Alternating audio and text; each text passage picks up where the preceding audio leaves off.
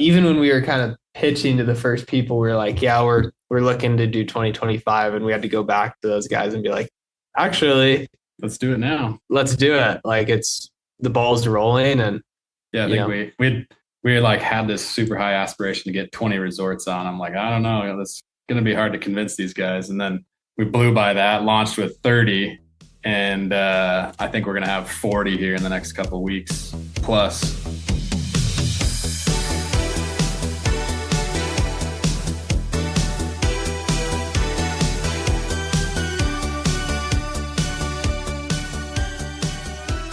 Welcome to Trail Effect. I am your host, Josh Blum. Trail Effect is a show that dives into the stories behind trails, the communities that embrace trails, and the people who rely on trails as a way of life. The goal of this show is to turn the stories you will hear from our guests into useful knowledge that can be applied to your community while providing some entertaining and inspirational content. Guests on Trail Effect include trail builders, board members, community leaders, volunteers, and regular people who really enjoy trails. For episode 168, we've got Rob Brown and Joey Foresta, co-founders of the Loam Pass. The Loam Pass is your North American Gravity Bike Park Pass, and it's brand new for 2024. Rob and Joey teamed up to create the Loam Pass, and it launched in March with 30 resorts and shuttle services, with additional locations queued up to land on the Loam Pass in the near future. Tune in to learn more about Joey, Rob, the Loam Pass, along with some bonus racing conversations near the end. Cooley Creative is the title sponsor for this episode. They design and build custom websites, as well as help companies with branding, photography, and e-commerce. Cooley Creative was started in Wisconsin, but is now based out of Bend, Oregon. Jared from Cooley Creative is a friend of mine. We've traveled together on multiple mountain bike trips, and sometimes he sends it. For more information about Cooley Creative, head on over to www.dudejustsendit.com. Yes, that's right, www.dudejustsendit will get you to the Cooley Creative website, so check it out. Cattle Mountain Apparel, the brand that was built by travelers, hikers, trail runners, and mountain bikers, with the motto of venture far, laugh hard. While I definitely use Cattle Mountain apparel for mountain biking, Cattle Mountain is also my go-to choice for daily wear as it is super functional and comfortable. Cattle Mountain Apparel also offers a lifetime gear repair program with the goal of extending the life of their products while reducing waste in the process. If you ever damage any of your apparel, Cattle Mountain will repair it for free for life. By using the affiliate link found in the show notes or on the Trail Effect website, a small commission will come back to the Trail Effect podcast, which helps to cover the cost of expenses for keeping this show going. Now on to the Trail Effect to learn more about the Loam Pass with Joey and Rob.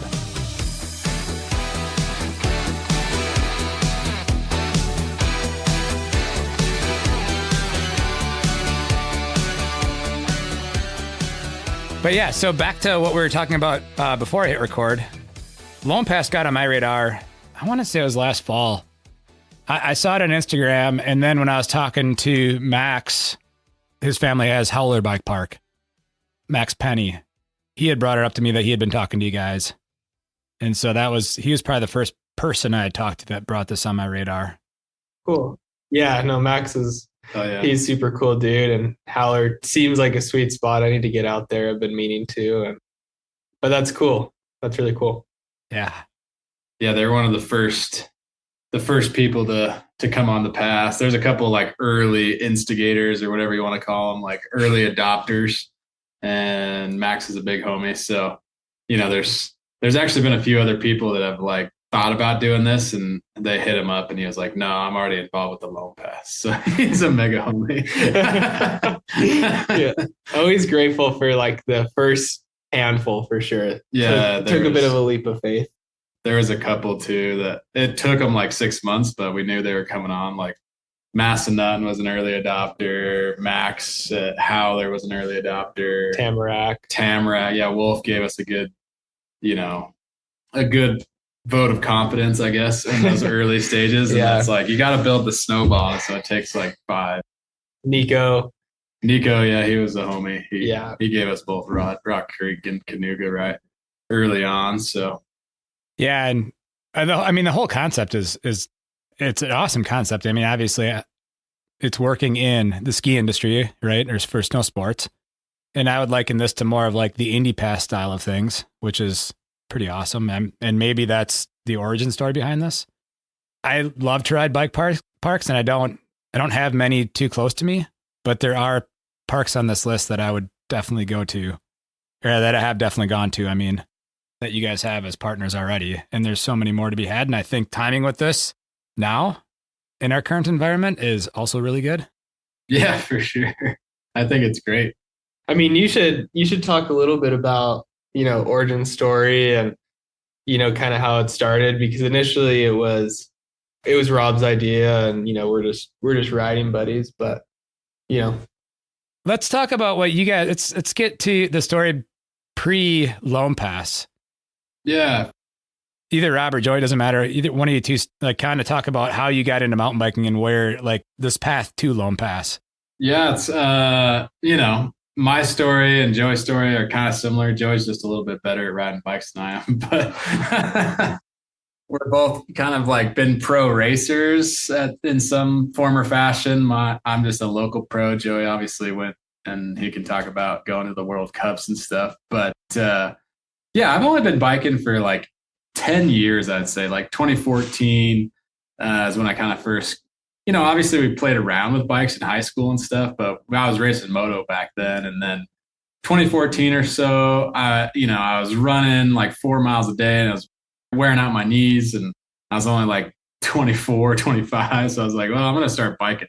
So then I just like went and bought a bike, and that was kind of like my first nice bike. And yeah, just was like, oh, this is sick. It's like moto, but I still get my exercise. And yeah, just like fell in love with it. So I started biking like every day for multiple hours a day. And yeah, just kind of progressed from there and just still love it. But I also ski. Obviously, I live in Utah, Salt Lake City on the Wasatch Front here.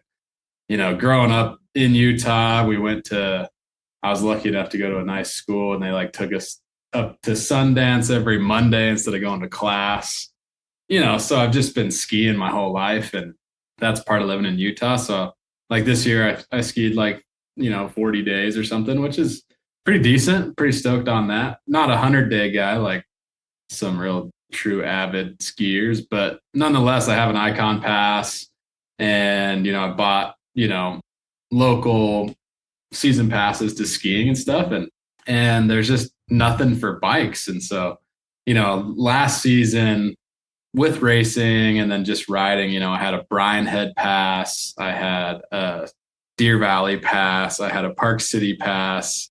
And it's just like, this is absurd. Like, why do I have 4 season passes? And then plus I go out and race. So I'm buying 4 or 5 day tickets to Rock Creek, to Windrock, to all these different, Tamarack, and buying all these. Like, well, sitting on the lift with Joey, I was like, well, why don't we just do a mountain bike season pass? Like, there's all these other pass products popping up. Indie passes are around now. Everybody has kind of an idea of how it works, what it is. So it should be a no-brainer to go do a mountain bike one.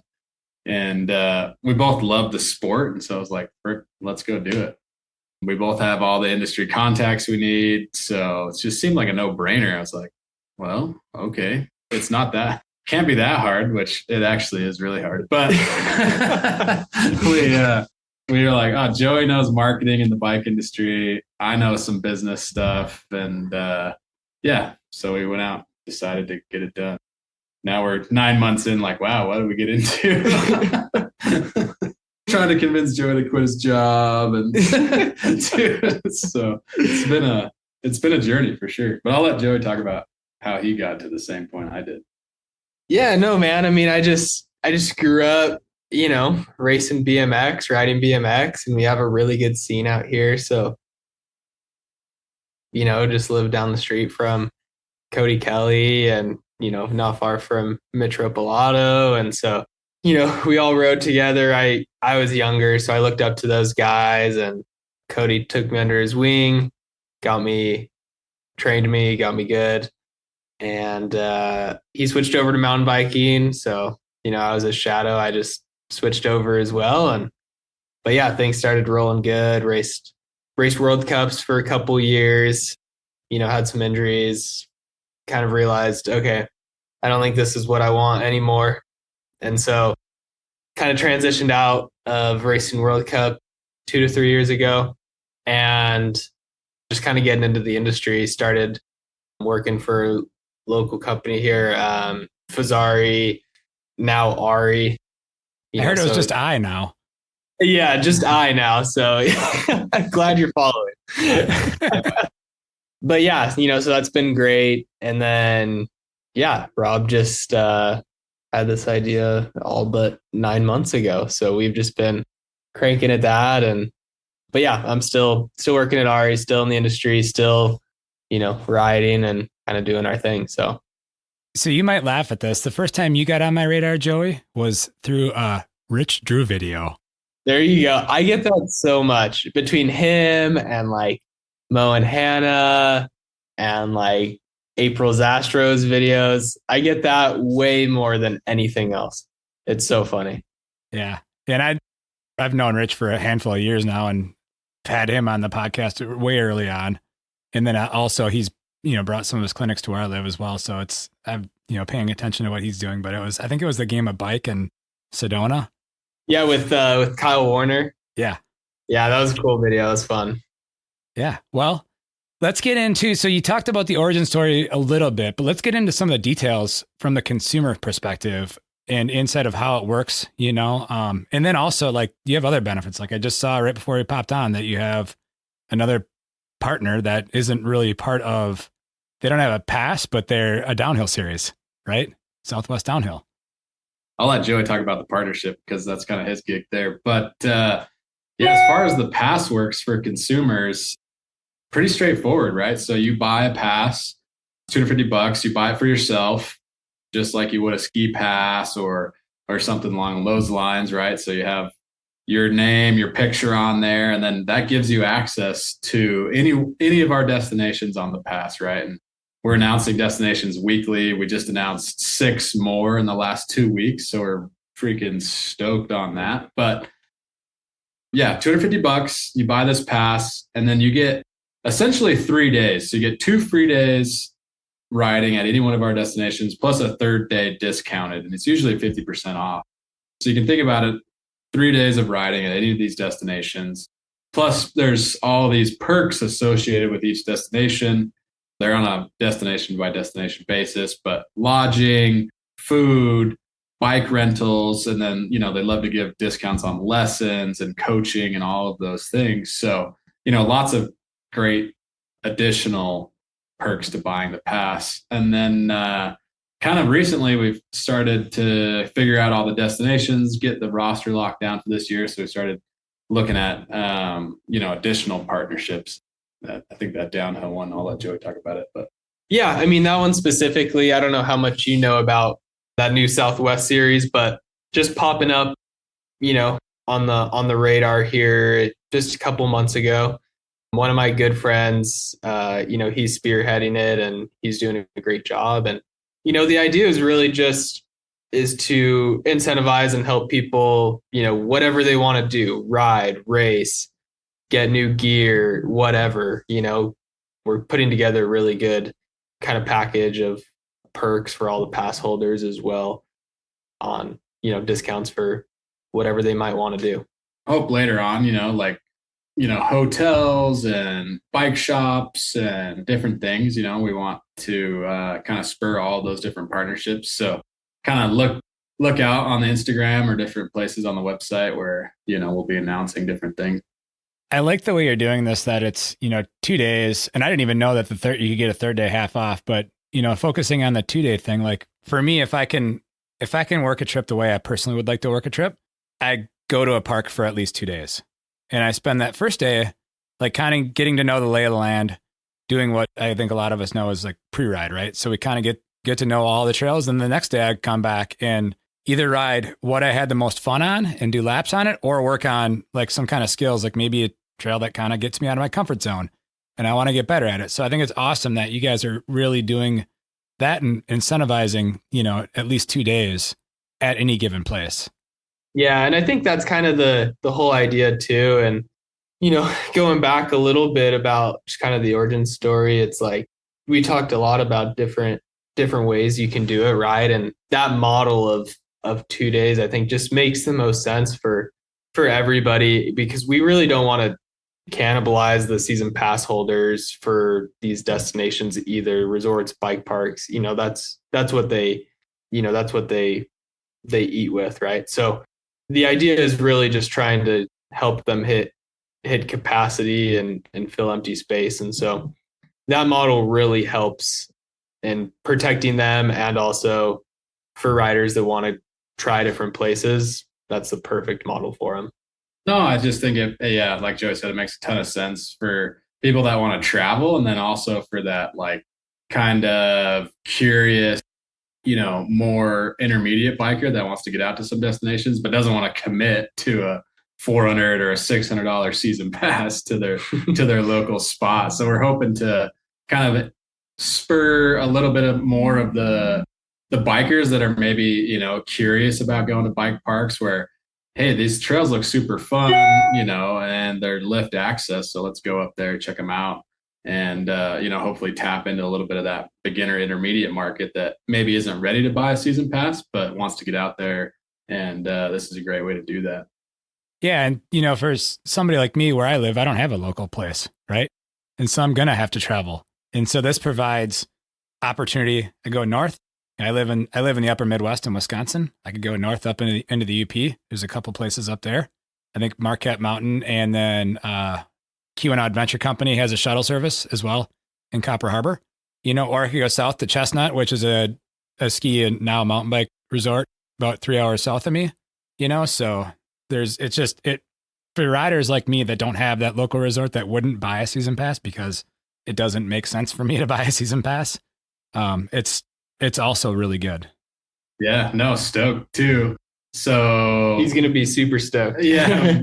We just got this contract back from Boyne Highlands as well, so you can add that to your list. And then finalizing details with Spirit over in Duluth. So you're going to have like a real nice spot of mountain bike parks to go to this summer. I literally just drove past Spirit Mountain yesterday. There you go.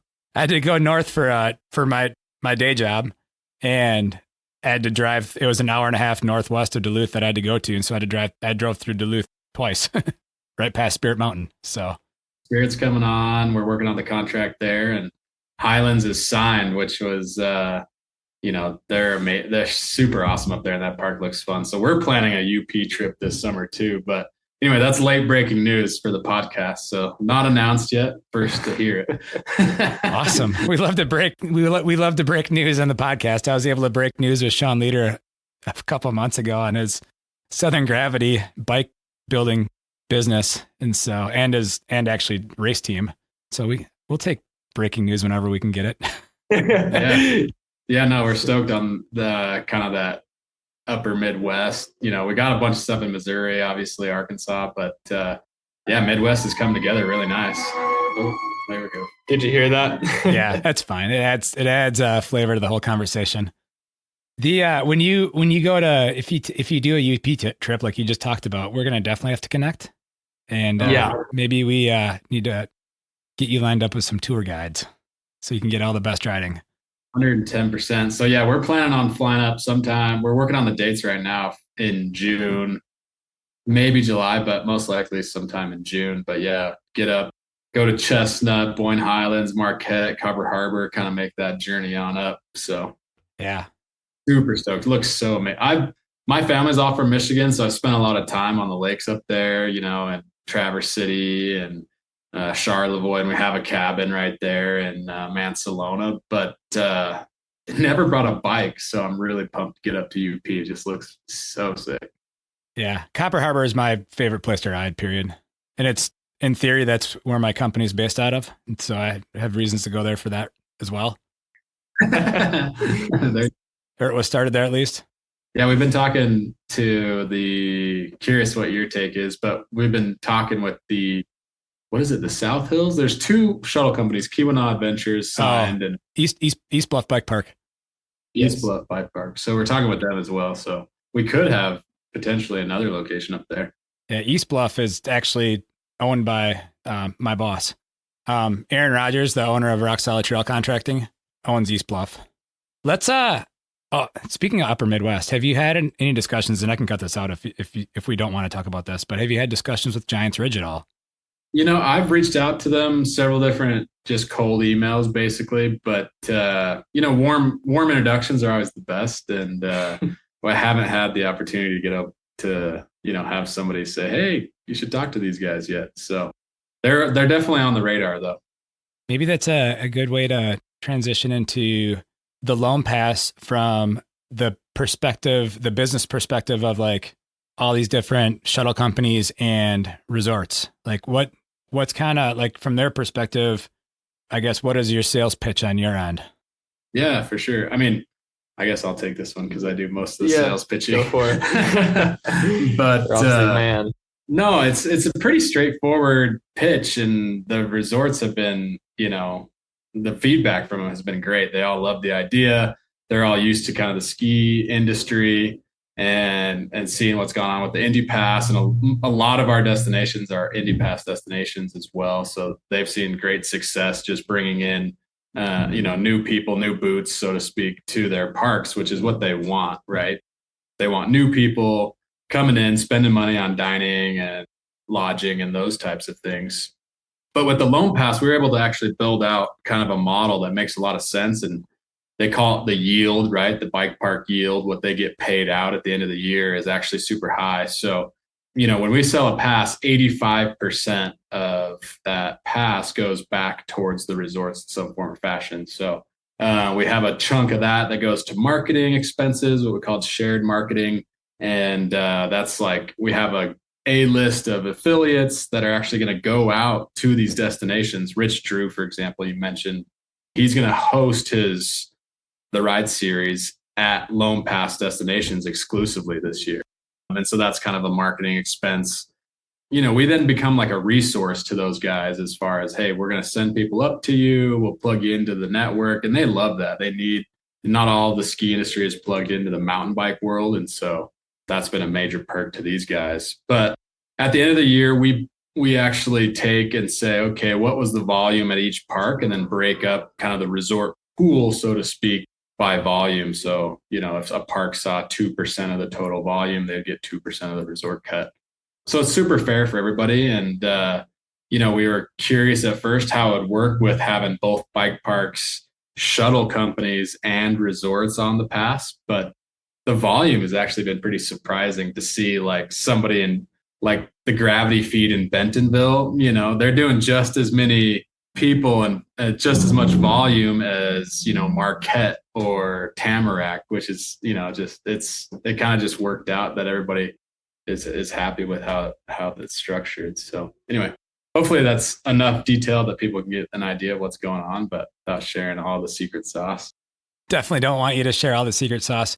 Early on, when you started floating this idea to different resorts and business owners, like what was the reception, or do you have any like good funny stories from trying to like get this thing launched? Do you have any stories? There was definitely some good ones. So the conversations were always very different between shuttle companies, bike parks, and resorts. Very different. Like Rob said, the resorts, they already understand the model and things like that, but they are like, well, odds are you guys are not going to even make this happen. So don't waste my time kind of a thing, which is fair. The bike parks and shuttle companies were, I would say, a little bit easier, especially just because in our network, we know some of these people, but some people just kind of have a hard time or had a hard time grasping just the model in general and how they would use it, and maybe some of the payout models as well too. But yeah, I'd say the payout model, which it's super simple when you break it down, but it takes a little bit to explain it to some people, I guess. Anyways, it's been good, but the main thing was resorts. Well, I think there was a little backstory, which is actually kind of funny too, but we had no idea, unbeknownst to us, there's another group, this guy in Canada that was trying to start a similar path. And we had no idea when we said, last June, hey, let's put something together. So we started reaching out to resorts with, hey, we're going to do a pass. It's 2 days, for third day discounted. Here's how we do the payout and stuff. And they're like, oh, have you heard of these other guys in Canada? And we're like, no, we haven't heard of them. They're like, oh, they're doing the same thing. And so we ended up actually getting him on the phone, and we're like, hey, so what's the deal? How many bike parks do you got? And he's asking us, how many bike parks do you have? And we're like, well, we've got these LOIs with these bike parks, because we were actually starting to do letters of intent to work on the contracting. It is a process, right? Each resort is a big corporation. And so that's how we were doing it. We're like, do you have any LOIs? He's like, no, I just have, really good connections and relationships in the industry. And I was like, well, we'd be interested in buying you. We got a little bit of investment and he wanted to partner. Anyway, it didn't work out because he didn't have anything. And I was like, well, we're willing to like purchase your company for, any assets that you're holding. He's like, well, I just have relationships. So you should give me 30% of Loam Pass. And we're like, we're not giving you 30% of Loam Pass for no freaking reason for some relationships that you have. So yeah, there's been some funny stuff. There's been a handful of other people. I think it's very fair to say we're the first ones with the idea. Yeah. And a lot of people, we've had probably 3 to 4 try to start kind of in the time that we've been working. I know of at least 2, but yeah, I would say the thing that we did well and the thing that made us stand out is, well, 1, we have connections in the industry, but 2, we spent probably 3 months full time. Like we put a lot of time and energy into the business model, the business plan, the marketing materials, and really like fleshing out the idea before we went.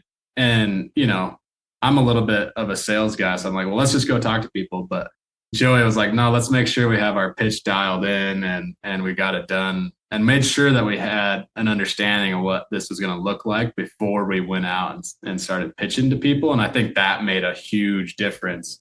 And then a little bit of the backing, like we started to get our website, our infrastructure. We have like really cool technology just built into the website. So all the databases and everything is in our website. And so that made a huge difference. I think just the legitimacy that we were showing when we went out to these guys. We were pitching a plan, not just an idea, maybe. Yeah. Is a good way to say it. And whereas I think a lot of other people kind of had the same idea, but they were doing feelers, right? Rather than pitching a plan. So honestly, like you say it like that, and I look at it from a trail building perspective, it's no different. Like if you're looking for funding for trail building and you go to a prospective funder or even go to get permission from, say, a land manager, and you tell them you have an idea, they probably are going to tell you to pack sand. yeah. But if you bring an actual plan that even if they don't know what mountain biking is or understand this, they actually can wrap their head around what you're asking them to do, right? Yeah. Yeah, exactly. That's exactly how it went for us. It's like, here's what we're going to do. And then, they knew kind of the model from Indy Pass and Mountain Collective. So I was like, okay, yeah, that makes sense. And then, we need more mountain bikers. The mountain bike numbers are down a little bit. So that was another like, oh, we need this. This is perfect timing. And then, having the legitimacy of like, okay, these guys have some tech. The website's going to be easy. It's not going to just be this joke of a pass, So it all came together. And it came together quick too, because when we were initially talking, it was probably June or July of last year. And then we were like, okay, well, it's probably not realistic to start in 2024. So let's shoot for 2025. And even when we were kind of pitching to the first people, we were like, yeah, we're looking to do 2025. And we had to go back to those guys and be like, actually, let's do it now. Let's do it. Like the ball's rolling. And I think we like had this super high aspiration to get 20 resorts on. I'm like, I don't know, it's going to be hard to convince these guys. And then we blew by that, launched with 30. And I think we're going to have 40 here in the next couple of weeks. Plus, pretty pumped on doubling that goal. So, and we're really not even into riding season unless you're talking just the Southeast. Yeah, exactly. Yeah, exactly. So, and we kind of missed the Southeast a little bit because we launched in March officially, so you could start using it then. So we missed that a little bit, but yeah, we'll be full steam ahead for most people. Yeah, luckily their season will pick back up probably in like October, Yeah. So, well, this weekend, this will come out probably next week. Not downhill Southeast. The first race of the US Open or not the US. I'm getting all this wrong. Sorry about that. The Monster Series. The Monster Series is happening literally as we record this. It's racing is this weekend, but we're recording this on a Friday. So it's like the first race of that series, which is something I want to get into in a little bit as far as downhill racing goes. But you still got a lot of runway in the Southeast, I guess is where I was going with that. Yeah, no, for sure. They do ride most of the year. So yeah, Stoke, the Southeast is a good region for us. Midwest is just blowing up for us now, like I mentioned. And then, we've got a good stuff going in New England, and then the West Coast. We're working on some really cool stuff with P&W and California. A lot of stuff coming online there here shortly. So keep an eye out for those. Speaking of that, and this is going to get into the weeds a little bit. Have you ridden the bike park in San Diego yet? The newer one at the Luisano? Yeah, Luisano. Yeah, I was there a couple months ago, and they are doing a great job. That's awesome. Steve there. So I don't know, a little backstory there, and that would be such a good podcast. I'll have to link you guys up. But so Steve Ford, the guy who I think he's like general manager, maybe, I don't know his exact title, but he was the one that started that whole project. And for people that don't know, it's on Indian reservation land. The La Jolla Indian Reservation, has a bunch of land out there. But yeah, he got all of the funding raised to build a road, build all the trails, build, the bike shop that they have. And they have some very, very big goals and aspirations, but it sounds like it's happening. And yeah, that's Steve's story to tell. But man, he's relentless. He just really wants to see mountain biking in SoCal, and he's working very hard to make it happen. So it's pretty cool. Pretty cool to see. Yeah, I hear rumors about lifts going in and lots of different stuff. So anyway, could be pretty cool. I've heard a rumor, and this is, maybe it's not a rumor because I heard it on a different podcast, so I guess it's official, right? I heard that they may have the aspiration to try to become like the Whistler of the Southwest. It's a bold statement. I think the aspiration's there. I mean, the aspiration's definitely there. Those guys are going hard. So they are. So and honestly, they have a pretty good sized hill. Yeah, it's a good mountain to work on, and Whistler is definitely Whistler, but it's something very unique to SoCal that they didn't have before. And the jumps are built really well. The trails are built well. So, but yeah, I'll definitely link you guys up. You should have them on the podcast. Yeah, I'd love to. They definitely have the population base around there too. I mean, because I think, and I could be wrong because I don't know where every place is, but from that location, I think, or San Diego, I should say, I think the closest place is getting up closer to Big Bear, correct? Yeah. So there's also Velocity Bike Park. So that's a pedal park. Yep. Also on the Loam Pass. But yeah, as far as like shuttle service, it's just Luisano for now. I know that Velocity has some aspirations as well. Big Bear is technically, San Bernardino outside of LA too. So for San Diego, it's definitely the closest. Let's talk about the golden era of bike parks, because that's what kind of how this thing like really can launch, right? Or really has launched. I mean, I started mountain biking in the 90s, and back then, if you rode a lift, it was basically accessing a fire road or something similar. For sure. And now we have shuttles that have, opened the doors for places in like the Southwest, and like we're talking about in San Diego. I'm sorry, the Southeast, specifically, but also San Diego. But then you also have e-bikes, so yeah, I look at Nico's Bike Park Ride Canuga as like the poster child for how a pedal bike park can really work, and like people still pay to show up, which I think is incredible and awesome. Let's look at it from your guys' perspective and how that really helps this pass go in like the golden era of this downhill mountain biking.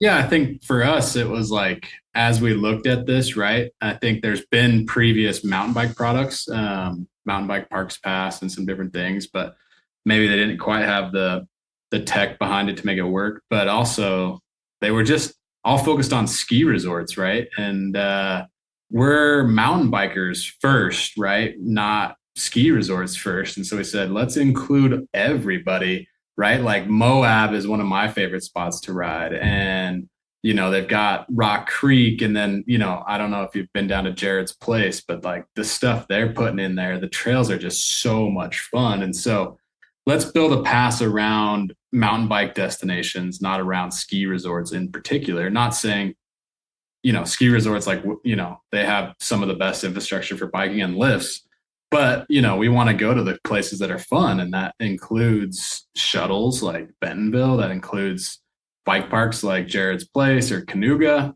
and then also like the resorts like Marquette or Tamarack or Burke. Burke is plugged into the Kingdom Trails, and so let's see what we can do as far as mountain bike destinations and attracting mountain bikers to the pass. Not just people that go to the ski resorts, and I think everybody will benefit from that.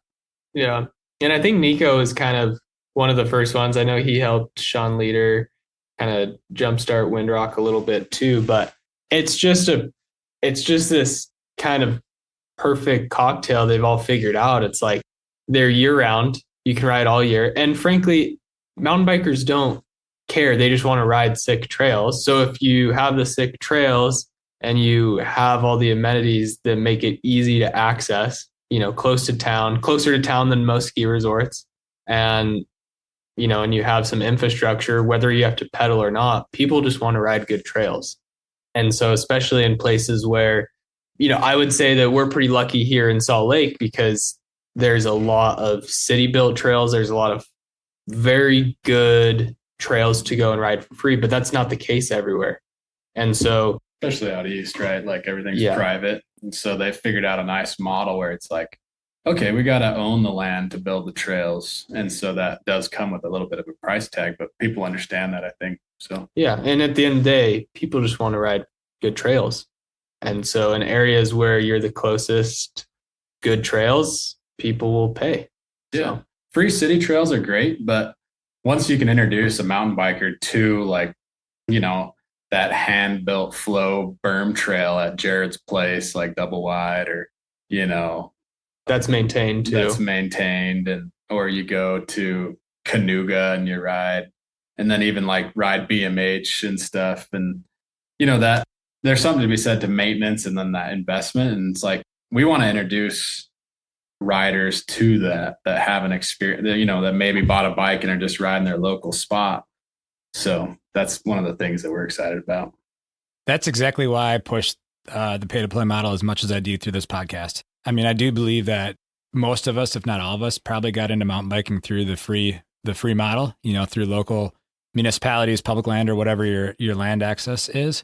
But at the same time, one of the biggest issues, especially now that we're facing, since we have so much more ridership, is that maintenance aspect of it. And how do you figure out a way to make it so stuff just doesn't maintain itself for free? I mean, volunteers are incredible, but volunteers are, they can only go so far.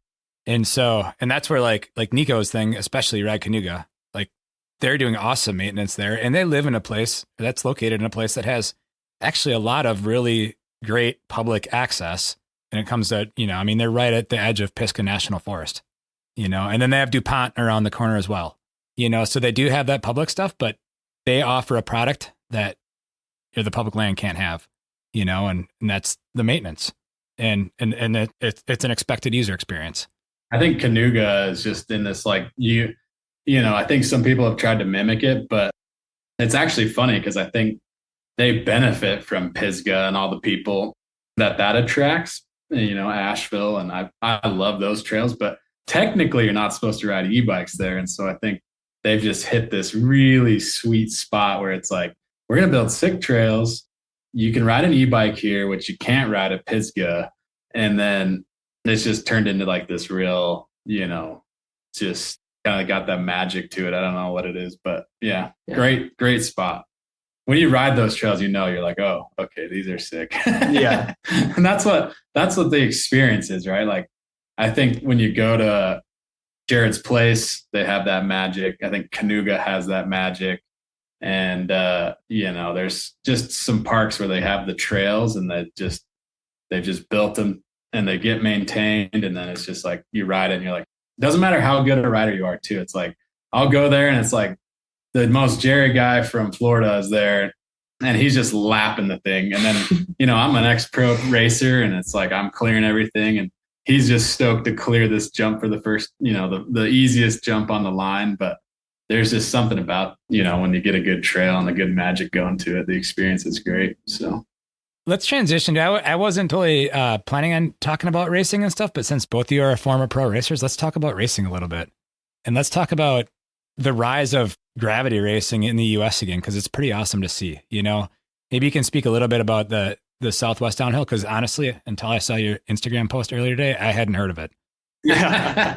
There's so many popping up. Yeah, there are. And it's great too, because I mean, and of course, this is just my opinion, but, growing up, there was, there's a decent amount of US downhill racing, and then it died a little bit for sure. But I think in a lot of ways, it just wasn't sustainable, partly because of ridership. There just wasn't enough ridership, and then also too, it's just expensive to put on a good event. And looking at how Europe does it, they have the IXS Cup. That's a great feeder into World Cup downhill racing. But World Cup downhill racing is what attracts all the eyes and really gets the everyday person out to go race their local series. And I think you kind of need that pinnacle series that you can go on the weekend and go watch the race at Rock Creek this weekend and be like, oh, I'm getting fired up for my local race at Rock Creek later this summer, just watching the pros and doing those kinds of things. And so what I think is sick is that Clay Harper, who's, was doing the US Open, still is, but growing it into the series, he's taking the leap of faith and really trying to get the series off of the ground. And you need the more regional series to support the bigger series as well. And they don't have to be the same ownership or anything like that. But that's what I think is rad about the Southwest series. It's, they're going to Velocity and China Peak and, just kind of staying in SoCal. And then all of those people are going to get fired up and, go watch, the Monster Series at Big Bear. So the more feeder series that we can do and get we don't just want to watch the World Cup guys. We need to make sure that there's ridership in every region to support the sport as a whole, or else there's not going to be sponsorship money or anything like that. We don't have Red Bull TV in the US. So unless you have people at the events, they're not profitable. Yeah. We do have the Gravity Co-op. Yeah, exactly. And that's what's so sick to see. And I know that it's been a grind for those guys, and I think Clay trying to support them too. It's big undertaking, but I wasn't at Windrock, but I could go and watch those guys. That is so huge. I don't have to just look at Instagram and see a podium picture. Like, I'm more invested. I understand what happened at the race, and I don't know. That's my take on it. I think it's great, and I think the amateur ridership has to also grow, and the pros need the amateurs and the amateurs need the pros, and we can grow the pie if we have focus on each level of racing, is my opinion. Well, I think what's your take, Joey, as far as, like, I've been an enduro racer mainly because I got in the sport kind of on that let's pedal my bike for a couple hours and exercise side of things. I feel like that's kind of actually gone down a little bit as far as, influence and ridership. And from what I've seen, a bunch of the pros have kind of migrated back to downhill, and might be because, they realized maybe the World Cup, I don't know if this is the case, but maybe they were like the World Cup enduro has kind of fallen apart a little bit, and there's not as much money there to be a pro, and they're realizing, you got to be a downhiller.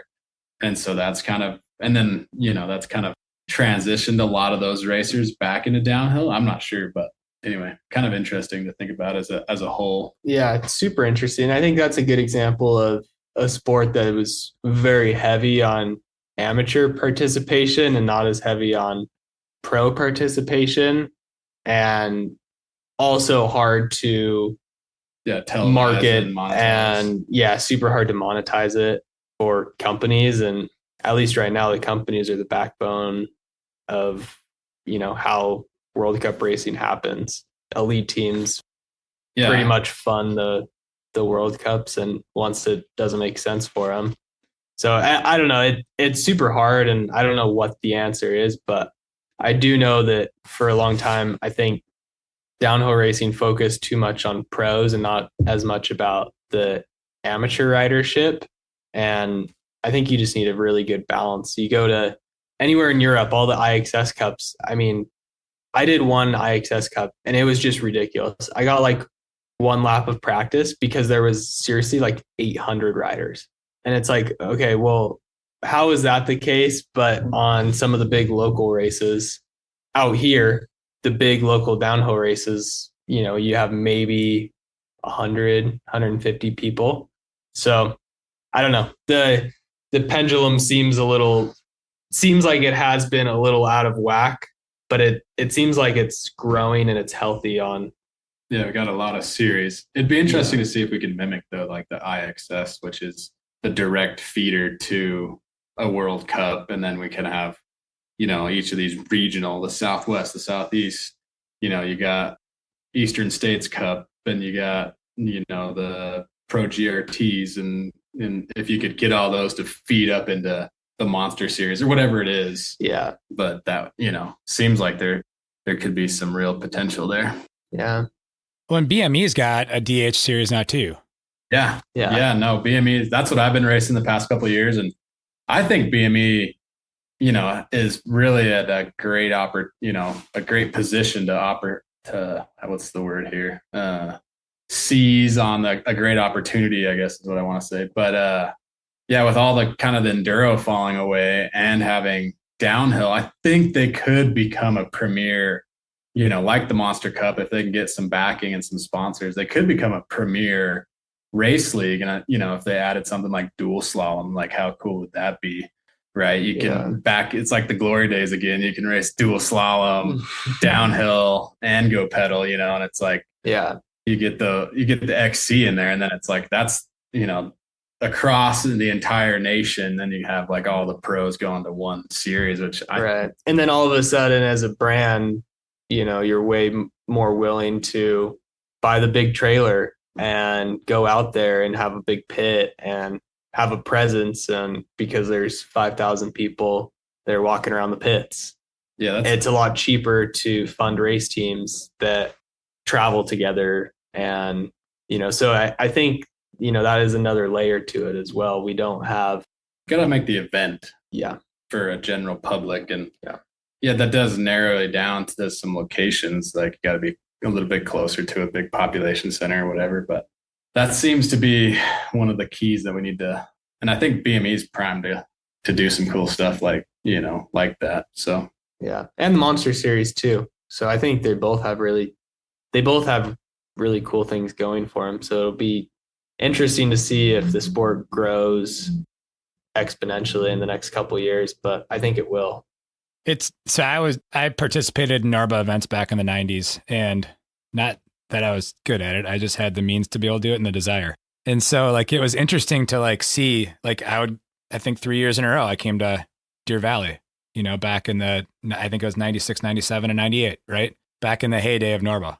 And it was interesting to see how big that pit setup. I mean, that was back. So we're talking the era of Sean Palmer and his bus, right? And that was just such an amazing thing where NORBA at that time was pretty much like all the World Cup racers were coming to do NORBA races as well. And it was treated almost as the same.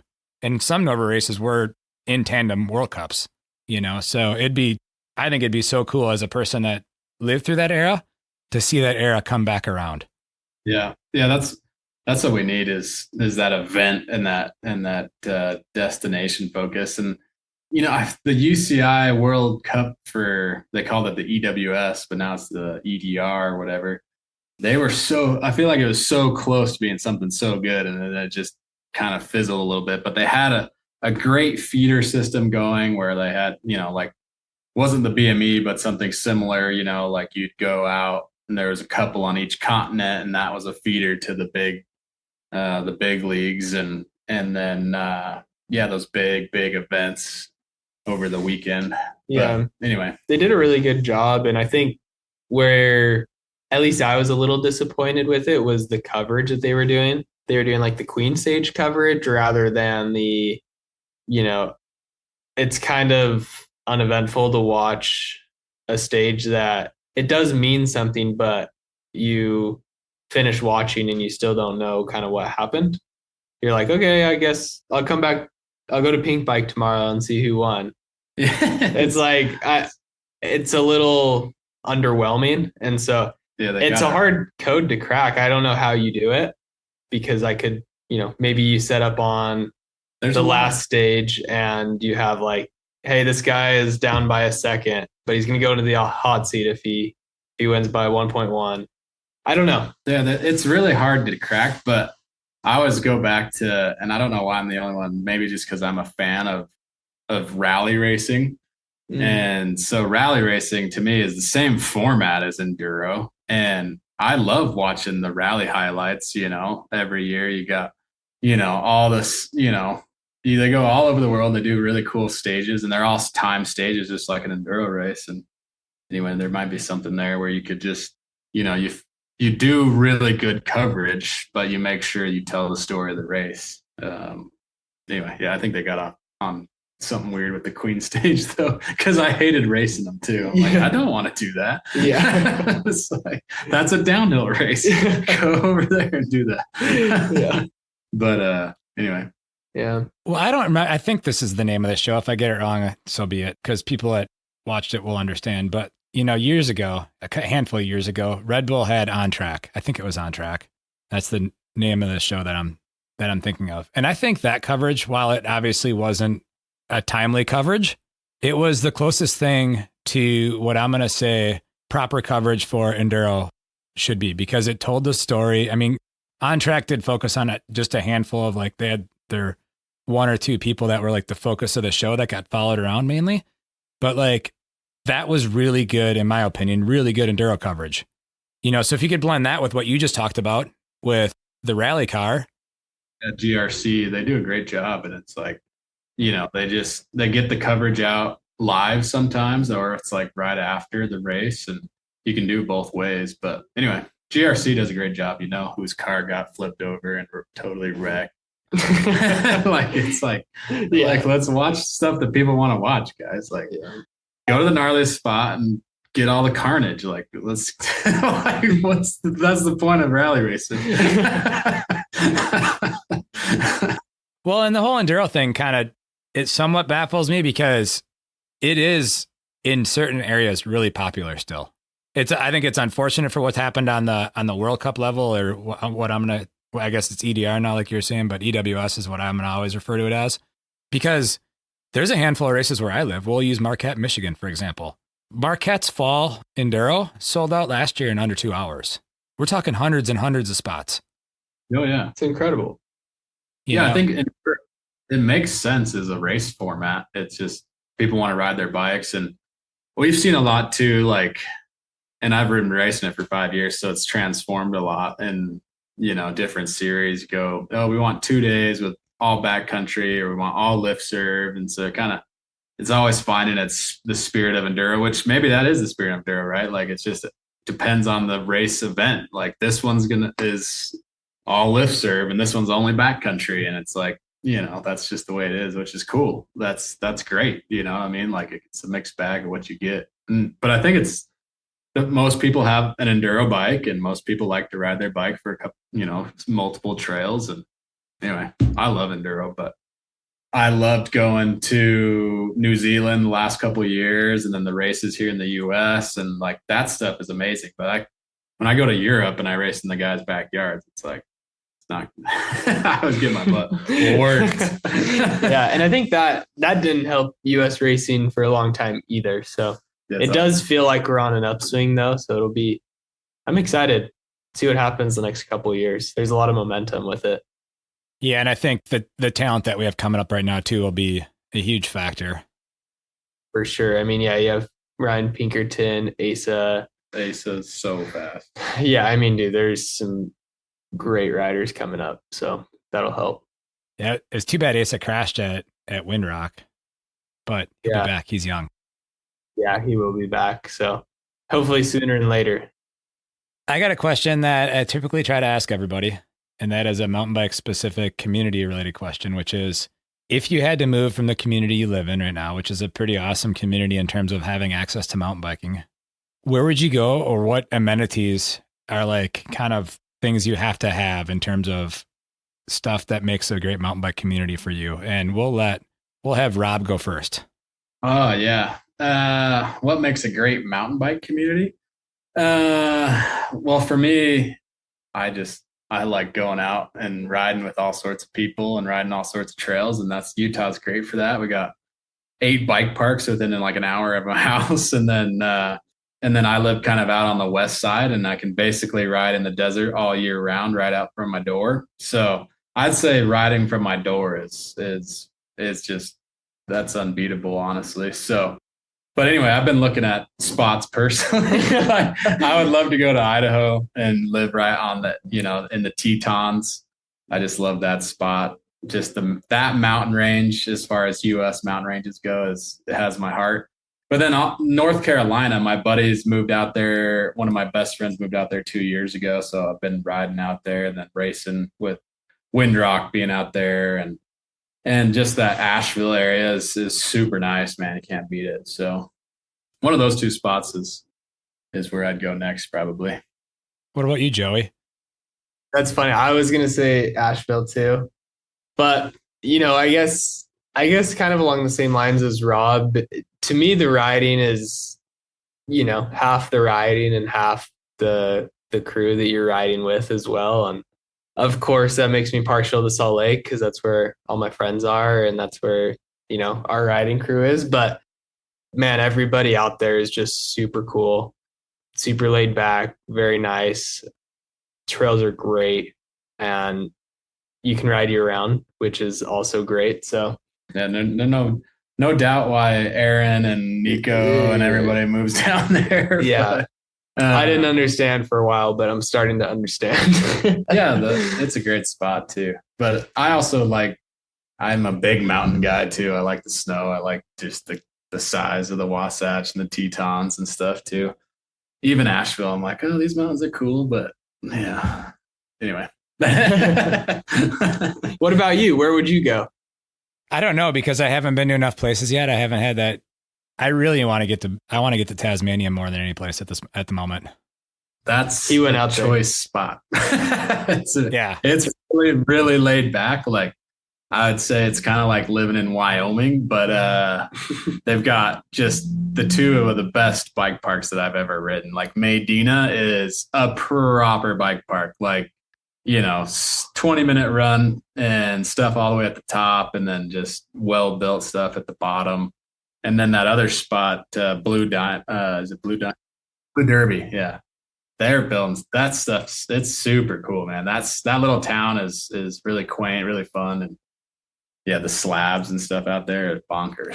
So I went down for the EWS racing and I was like, oh my gosh, this is so sick. So yeah, I was just down in Tennessee, Georgia, and North Carolina a couple weeks ago for the PTBA conference. And so I drove down and hit Walden's Ridge in Tennessee and then spent 4 days in Georgia for the conference. And it had always been kind of a dream of mine to be able to meet Glenn Jacobs in person. I've had him on the podcast, but it was like this where we're on Zoom, and Glenn was the keynote speaker at the conference. And so I'm like, yeah, this will be great. I get to meet Glenn. Well, little did I know that I'd actually get to meet Glenn, go to dinner with Glenn, hang out with him like the whole time, just totally coincidentally, like not even purposely, just happened to be at the same place at the same time, random times, and then go mountain biking with him. And so we talked a ton about Blue Derby because that was World Trail. His company was the company that built out Blue Derby. And so now there's a big push to hopefully host a PTBA conference in Tasmania in 2025, maybe 2026, who knows? But I've had it on my radar to go to Tasmania ever since meeting Simon French, who has Medina Bike Park. I keep wanting to say Steve French. I know it's Simon, but I want to say Steve French, which you guys might get the reference for that. No, I don't know. Oh. Yeah. You ever watch Trailer Park Boys? Oh yeah. Yeah. Early on in the trailer park boys, Bubbles found a mountain lion that was eating all their cannabis and named him Steve French. There you go. Yeah, I was watching like the later seasons of that, so I don't know if I saw that. I would recommend going to Tasmania though, and stop in New Zealand too. That spot's on it. New Zealand is just the spot you want to go to. Yeah. And Tasmania is not really a spot you want to go to, but they've done such a good job with bike parks that it's like, oh, okay, I gotta go. I loved Rotorua. I had so much fun out there. Well, and they were like early on. You know, they've been around for a long time. They were way ahead of the curve, right? Yeah, Queenstown, Rotorua have been there a while. Yeah. That New Zealand is just such a cool spot. But then the Medina Bike Park and Blue Derby, they've done such a good job. It is just a destination now to go to Tasmania. So bucket list place too. Yeah. I mean, New Zealand is as well, but Tasmania, I mean, I would say New Zealand is more of the bucket list spot as far as like, you know, the views and the picturesque scenery and like, you know, all the stuff you go and you see in New Zealand. It's phenomenal. And then you go to Tasmania and it's like, okay, it's a couple of farmers' fields and and sick riding. So that's awesome. Anyway, that's my 2 cents though. You should go to both. Before we wrap this thing up, is there any topics that we didn't cover that you guys want to get into? No, I mean, I don't know. I can't think about anything. Yeah, any feedback you have for us, please let me know. Please let us know. We're working hard to get more destinations and more cool things to do and help spread the word and, you know, do whatever. So any suggestions you or anybody else has, please hit us up. So we're just trying to get people out riding and more spots. Yeah, there are going to be a bunch of new spots coming on. So I think that's been the biggest complaint so far. It's like, yeah, we're like, we got 30 spots. That's a lot of spots, guys. But they're all like, we want more. So we're giving you more. There's a bunch in the pipe. Yeah, just trying to get the word out. So we're just here. We're just riders. So hit us up if you have any questions. I got a question. I don't even know why this didn't pop in my radar earlier. Is this like a full annual pass or what's like the dates on it? So like January 1 to December 31, is that how this whole thing works? That should have been asked like right away. Yeah, maybe I should have said that too. But yeah, it's a full year. This year, obviously, it started in March, but it'll go till December 31st, and then you can renew for next year, January through December. Which, yeah, honestly, the economics on it's a great deal if you're going to ride at least 2 spots. Like it just makes a ton of sense. So that's what we tried to make it a no-brainer. Yeah, and it's right now the rate. We also didn't talk about the price. Why are we? Totally missed that. So right now it's $249, correct? $249.99. Is that the current price? And then it's eventually going to go up to $300 for your like regular standard price, correct? Yeah, we kind of left that in there. We're trying to keep the price at $249.99. We had some early access pricing at $199. We're trying to keep it at $249.99, but depending on what parks and how many we get on, we may need to bump it up. But that hasn't happened yet. So trying to find the happy medium of making sure that the destinations are taken care of and, you know, and all the riders are getting a good deal. So trying to find that middle ground. Yeah, that's a great way to, we want to make sure that the bike parks aren't giving away 2 free days. We're still giving them a good yield, a good cut. And, but then it's still a good deal for the riders. You're not having to go, 2 free days here is, gets you your pass paid for at at least 1 or 2 trips. So for sure. I mean, even if you go to just the Asheville area, you got Ride Canoga and Ride Rock Creek. You got 4 days at 2 parks within 30, 40. Well, maybe it's really weird how close everything is there, but how long it takes to actually drive between like Brevard and I was just at Ride Rock Creek when I was down in the southeast, and I got stuck on some. I don't know if it was Google or what, but I got on a dirt road that was. I'm thankful I didn't come into another vehicle because it was really tight. I don't know if you guys had that experience or not. My Google Maps takes me on some dirt roads occasionally, but I got on some gnarly ones in Idaho last time I went up there. But anyway, I think it was a little bit like maybe 5 minute longer out back to Brevard, and it was all paved roads. Yeah, I made the mistake one time of actually. I was racing at Rock Creek for the national last year, and as far as I'd been out to Asheville a couple times, but just looking at like the Airbnb map, as the crow flies, you're not far. But I rented a little Airbnb right on Canoga Road, right on Canoga, like right by Canoga. I was like, sick, we'll be able to ride some Canoga, and then we'll just drive down to. But then it was like a 30-minute drive every morning to the race. And I was like, gosh dang it. Yeah, that's what I'm saying. Like, as you look at it on a map where it's flat and it looks like you're 5 minutes away. Oh, yeah. No, I think you can actually pedal there faster than you can drive there, because you can actually pedal this dirt road behind. Oh, yeah. From Canoga. That's pretty cool. To Rock Creek. So, yeah. I mean, just so to bring it back to the economics of this, you got 4 days in that zone, for $250. You go 2.5 hours from there, and then you're at Windrock. Yeah, I mean it's super easy in a lot of different spots to pay it off, and just a couple of weekend. That third day discounted too is huge for people, and we're trying to get the word out about that. And then if you do need food or lodging, you can use your pass, and that adds up quick too. So, well, guys, I appreciate you hopping on, especially like last minute. Yeah, you bet. All good. It's been fun chatting with you, and cool to finally connect. Well, I really appreciate it, dude. And yeah, feel free to reach out. We'll definitely hit you up when we're up in the UP. And 100%. If ever in Salt Lake, be sure to hit us up. Need a tour guide. For sure. Yeah, we'll definitely have to stay in touch for the spring when you guys come this direction, because we'll get you the goods. Yeah. Well, you guys have a great weekend. Yeah, you too. And we'll stay in touch. So thank you very much. It was nice meeting you too as well. Virtually. We're going to meet in person soon. Yep, exactly. Good to meet you. Thank you for listening. If you like what you've heard, please take the time to share these shows with others. Sharing these shows will help create awareness of both the guests who have taken the time to be on the show and the podcast series itself. Also, if you're new to the Trail Effect podcast, check out our ever-expanding library of episodes. If you listen to the Trail Effect podcast on Apple or Spotify, please don't forget to leave a rating and review, as this is one of the best ways to show our support for the Trail Effect podcast. Also, don't forget to check out Cooley Creative at www.dudejustsendit.com.